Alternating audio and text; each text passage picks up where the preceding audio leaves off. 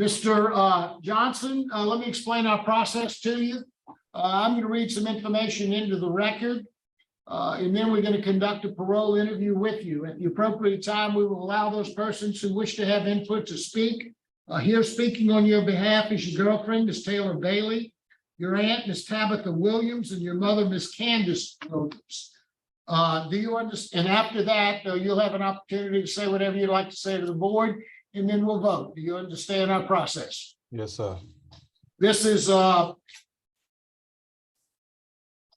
Devron Johnson, DOC number 754965, date of birth April the 28th of 1995. He's the first time offender. He has a parole eligibility date of March the 5th of 2023, an adjusted good time date of May the 12th of 2025, and a full term date of November the 14th of 2033. He is currently serving a 16-year sentence on the charges of possession of alprazolam, possession of clonazepam, possession of hydrocodone, possession of amphetamines, possession of myrofene, possession with intent to distribute alprazolam, possession with intent to distribute cocaine, possession of clonazepam, methamphetamine, hydrocodone, and as well as alprazolam.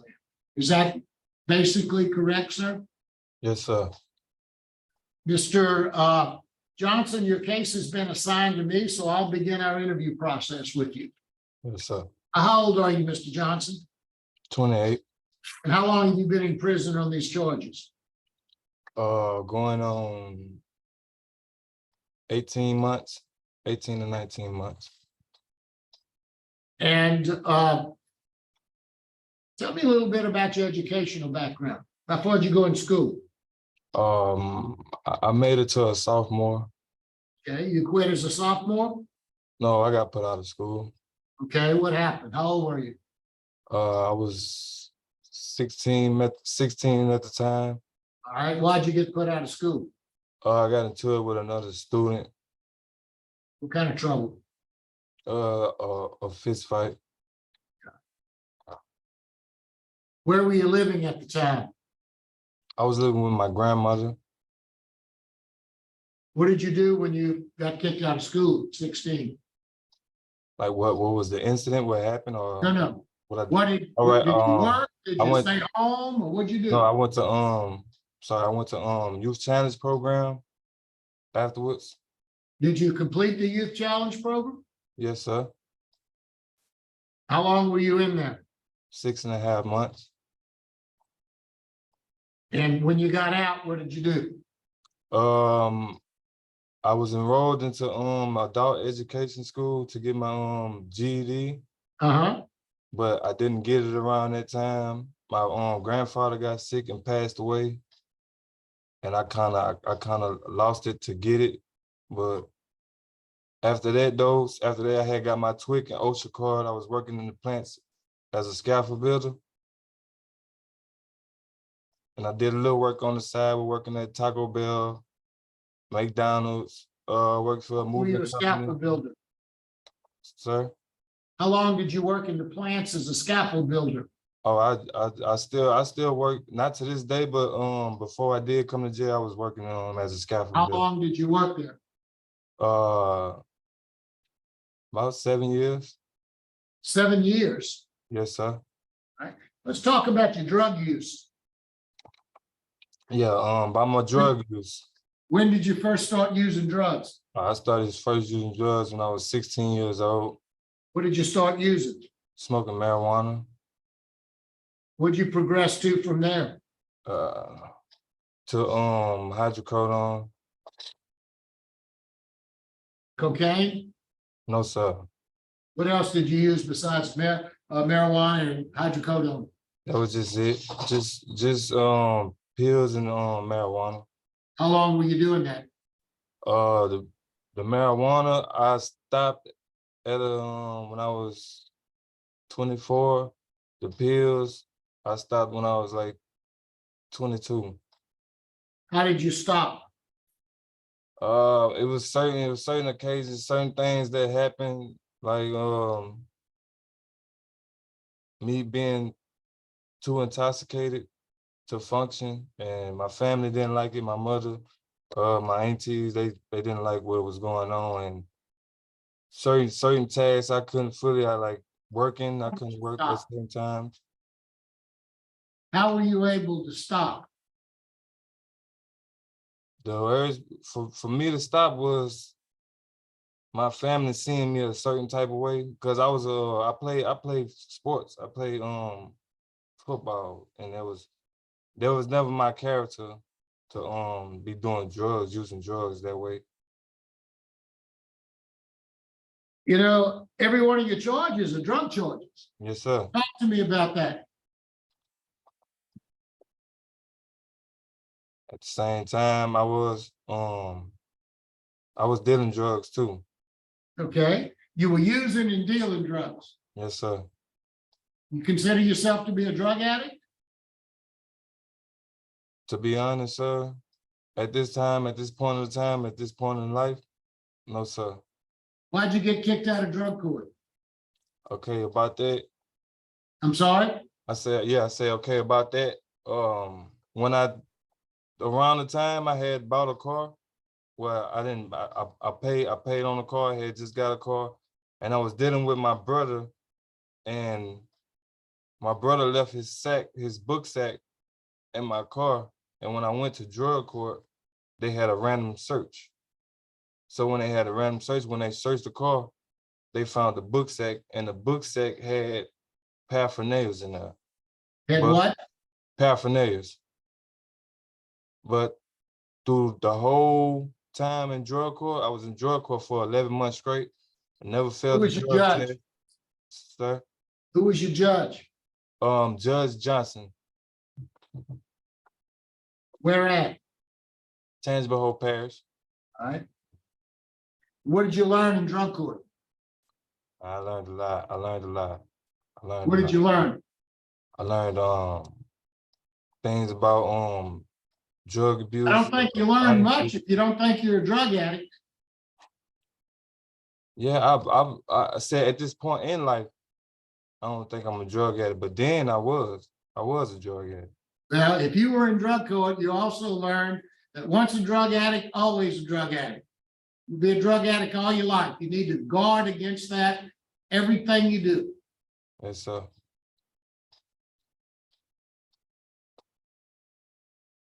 Yes, sir. What programs have you taken while you've been in prison?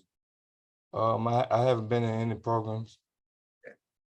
You know, we evaluate you while you're in there, and you rate very, very high risk for substance abuse. You need substance abuse treatment. Why is that? Why do you think that they determined you are a drug addict and need substance abuse treatment? Because of how many charges I have on drug abuse. I have a lot of drug charges, so that's why they would rate me highly recommended to take drug abuse. Do you think you need drug treatment? Yes, sir. Well, tell me why you think you need drug treatment. And you told me minutes ago you're no longer an addict. Why do you need drug treatment? As you said, as once a drug addict, I always will be a drug addict. But I mean, at the same time, I've been in my words so much to the point to where, like, this point in life, I'm not capable of going out there and using drugs again. That's not my vision. So how are you going to stay sober? I will attend AA meetings. I will attend church. Have you ever gone to AA meetings before? Yes, sir. When did you go? While you were in drug court? Yes, sir. You been since you got out of drug court? No, I've been in prison ever since I got out of drug court. I'm sorry? I've been in jail ever since I got out of drug court. They got potential meetings and places. You haven't had any meetings that you could go to while you've been in prison? No, sir. There's no programs at this jail. All right. Anything else you'd like to say? I would like to say that I feel like this incarceration for me was necessary, because I missed out on so many milestones in my son's life. My son's life was the toughest part, and if I would never went through this, going through with Department of Corrections, I wouldn't even I wouldn't think to know what I know now. Mr. Johnson, I show that you have a pending charge for ag arson and inciting to riot. You know anything about that? Yes, sir. What's the status of those charges? I'm still going to court on the charges. And where are those charges at? In the Tangible Hope Parish. And what's the current status? I mean, you got a trial date? What are you going to sir, court? I just went to arraignment on it. It was on the charges 2 years ago. I understand that. Yeah, they just arraigned me on the charge. But they're not resolved yet. No, sir. So you have pending charges currently against you. Yes, sir. All right. Are you out on bond on those charges? No, sir. Were you out on bond on those charges? No, sir. When did this my alleged bond- arson occur? I'm sorry, what? My bond was I had a 701. The 701. Okay. So they let you out, so you don't have a bond.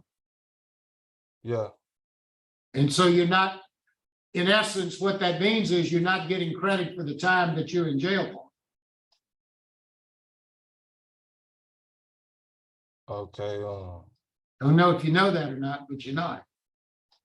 If my bond was relieved, my bond obligation was relieved. Right.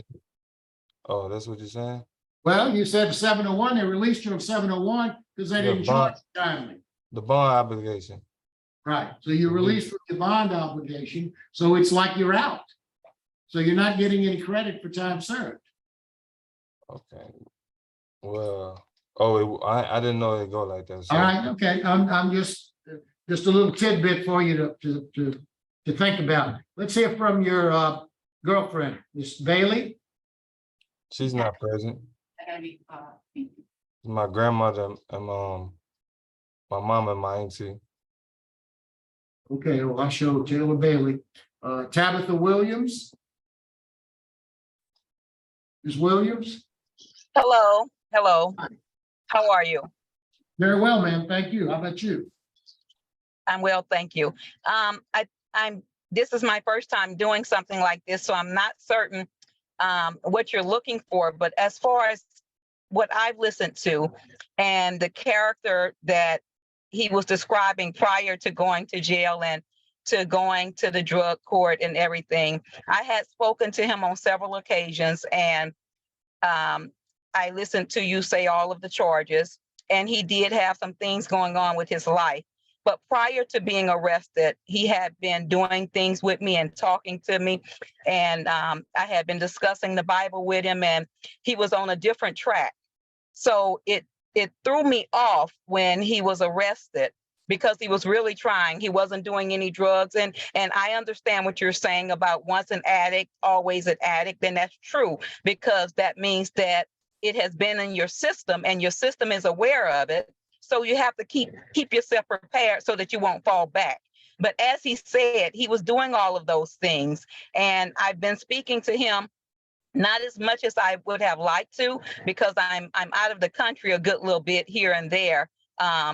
But every time I talk to him, it's a positive note. It's much different from the person that was angry as a child. And I'm not sure if you understand different things that can happen in a child's life that can cause him to take different avenues. Well, he understood those avenues that he had taken prior, and he was really trying, really trying. It's unfortunate that he was in the company, as he said, of his brother who had left some items in the vehicle. That's very unfortunate. But I've spoken to him on different occasions, and he has told me that he understands that the company that he would keep in the future would have to be of a different status and a different level. And I think that he's come a long way. He takes a mature step in his parenting. He now has a young son. He's taken a mature step in that. And as he said, he was living with my mother and my father, trying to correct himself. He went to the Job Corps. He finished it with honors, top of his class, actually. And when he did that, as he said, my father, who was the only male figure in his life, passed away. And that was a hard impact on him, to see the strongest person that you're aware of in your life to go through so much damage. And actually, not until just then did I realize how much damage that it has done to him. And I'm not saying that makes an excuse, because we've all had hard things in our lives, and we all have to adjust and there's two avenues. There's a right and a wrong. Unfortunately, part of his life, he has taken a wrong. But at this point, and prior to going to prison to serve this time, he was headed in the right direction. And I'm happy for that. And I was also happy to hear him acknowledge the fact that he understands that once an addict, you're always an addict. And also understand that he said himself that he wants to go to AA. Also, I would like to say that he called my mom and he spoke to my mom. And as far as placement is concerned, he was telling her wherever he's placed, be it in, if I'm living wherever at that time, or my mom, if he comes to stay with either of us, that he would want to go with us to church. If we gave him, even at an adult age, a curfew, that he would adhere to that, and adhere to, if we wanted to have him randomly drug tested. So for him to tell us that and to tell me that, that's a huge step. That's a very huge step. Thank you, ma'am. Could you wrap it up, please? We need to move on. I'm done. Okay. Thank you very much. We appreciate your comments. Now You're very welcome. Ms. Candace Williams. Ms. Williams. Is Ms. Candace Williams there? Yes, she's on your mic. Williams, can you hear us? Yes, I can hear you. Okay, tell us what you'd like us to know. Well, just like my sister, my son, he has been through a lot. He was a problem child in the beginning, but like she said, he has really changed. He has been more thoughtful. He's gotten more patient. He's, I'm saying, at first I did have a problem. Me and Dee Dee do a lot. And like, I didn't realize how, just by us talking, I didn't realize all the charges that he had. But me knowing Dee Dee, I'm his mother, and he's been my mother, and we just all been close. He's a family-oriented child. He's a loving person. He's always been a person that's trying to help someone.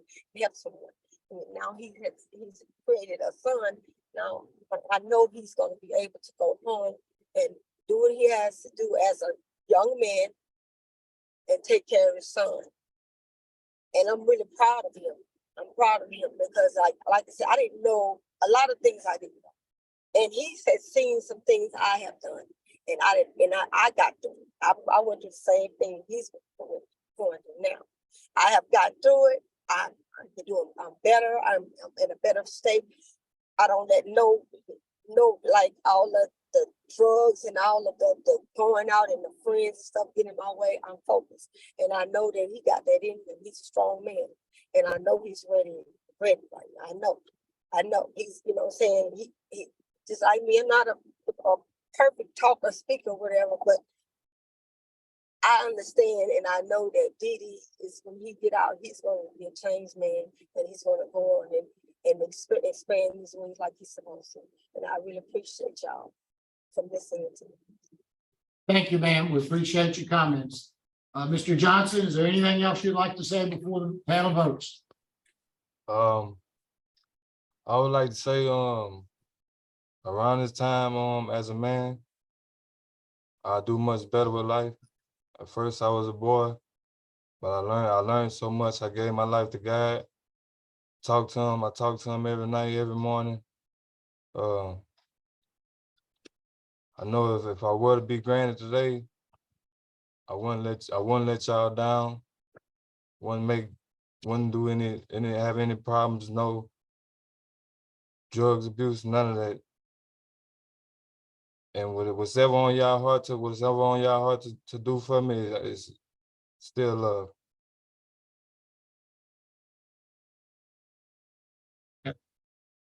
Thank you.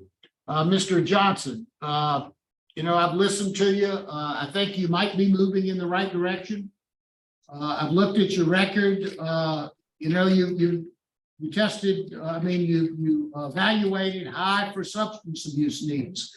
You know, I don't know that you've been totally honest with me about why you got kicked out of drug court, because I'm looking at the record, and of course you were charged with new charges. You had a scale of plastic baggies, but also you were non-compliant with your drug court attendance. That was probably the main reason you got kicked out. And I'll tell you, I was a drug court judge for 14 years, and we rarely kick people out because they were back to using drugs again. That's what they were there for. We assumed they were going to relapse. So I don't think you got kicked out of drug court just because you had something on you. I think you weren't going to drug court. I think you were slacking off. And I think those are the things that were happening to you. I believe that you need some long-term substance abuse. Willing to take a chance on you? My vote would be to grant, conditioned upon your enrolling in and completing the long-term Steve Hoyle drug court program. Substance abuse program. And then when you get out, follow all of the recommendations of Steve Hoyle and do at least 3 AA meetings per week. One of 3 votes. That would be my vote. Ms. Wise? Yes, Mr. Johnson, I've listened. You got so much support to do well. You just haven't done well. And only you can answer that. And I'm inclined to take a chance on you. Again, I concur with my colleague to Steve Hall, sit on the front row, really take it in. It's about staying out, not getting out. And that probation parole, that you report weekly for probation parole for like the first 4 weeks when you get out, and that you have random drug screens over the period of supervision. Best wishes to you, sir. Thank you. Okay, I concur with my colleagues. You know, you're facing a lot of time, so you know, learn something from this program to where you can stay out. Also, I heard them mention a curfew. I'm gonna put a curfew on you from 10 p.m. to 6 a.m. If it interferes with employment, then get with your officer and we can adjust out. Okay, Mr. Johnson, we've granted your parole conditionally, hopefully give you a little more education and some treatment and some tools that when you get out, you'll be able to stay out and you'll be able to stay clean. You've got a good family that's behind you and they want to help you and they want to support you. And we want to see you get out, but we want to see you stay out. So good luck to you, sir. Thank you. Thank you so much.